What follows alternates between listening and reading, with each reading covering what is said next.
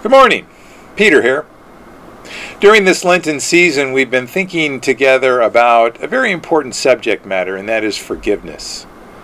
The truth of the matter is that when it comes to forgiving others, we can often struggle. It can be hard and difficult for a whole variety of reasons. And sometimes we need to be inspired first when it comes to forgiveness. We need to really draw in stories of the ways in which forgiveness has transformed people's lives before we can truly appreciate how important it is for us.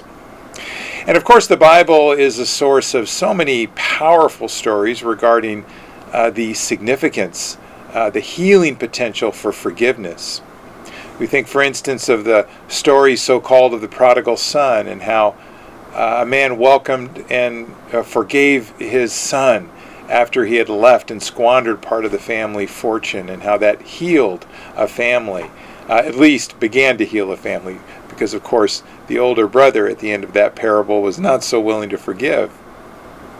Or we think of Jesus, who from the cross, literally as he was dying, called out, "Father, forgive them, for they know not what they do." An amazing story of forgiveness flowing from one of the darkest places we can imagine.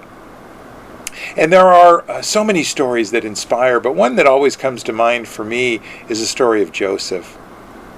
We encounter the story of his life in the book of Genesis, and we first are introduced to Joseph as the son of a man by the name of Jacob, and Joseph was Jacob's favorite, and it was given a coat of many colors. You may remember that part of his story.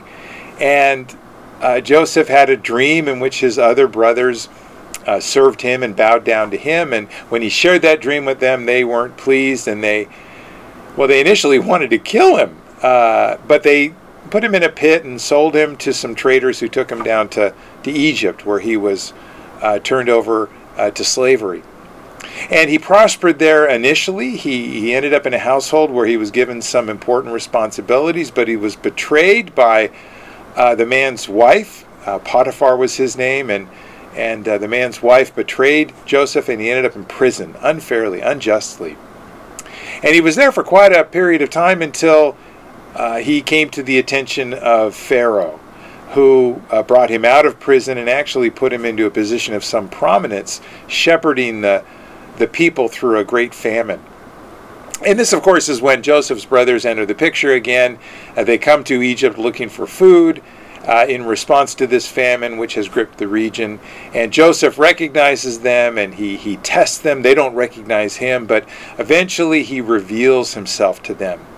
And they're terrified that he is now going to exact revenge upon them. That's a reasonable concern for the brothers to have in light of what they did to Joseph, and turning him over to slavery in Egypt, and just casting him loose from the family so carelessly and so cruelly. But Joseph will not have this opportunity to exact revenge come to fruition. He simply is not interested in that. He's come to the point where he is ready to forgive them, and that's what he does. And we wonder how Joseph could have forgiven his brothers. How is that even possible? And we get a glimpse of the reason why in the 50th chapter of the book of Genesis in the 20th verse. Because it is there we read, Joseph declared to his brothers, "Even though you intended to do harm to me, God intended it for good, in order to preserve a numerous people as he is doing today." Here we see forgiveness rooted in an overarching sense of trust and confidence in God. Yes, Joseph was cruelly betrayed by his brothers, but God worked through that so that Joseph ultimately was in a position to save and provide for his whole family during a time of great need. And so his ability to trust in the larger purposes of God in his life carried him through that pain of what his brothers did to him, and helped him to embrace his true calling. And out of that, he was able to forgive his brothers when the opportunity came. So oftentimes these stories that we encounter in the Bible can give us some clues as to how we can move towards forgiveness. They can inspire us, but they can also lead us to the place of considering the wisdom of even very difficult matters like forgiving others. I hope you have a wonderful day.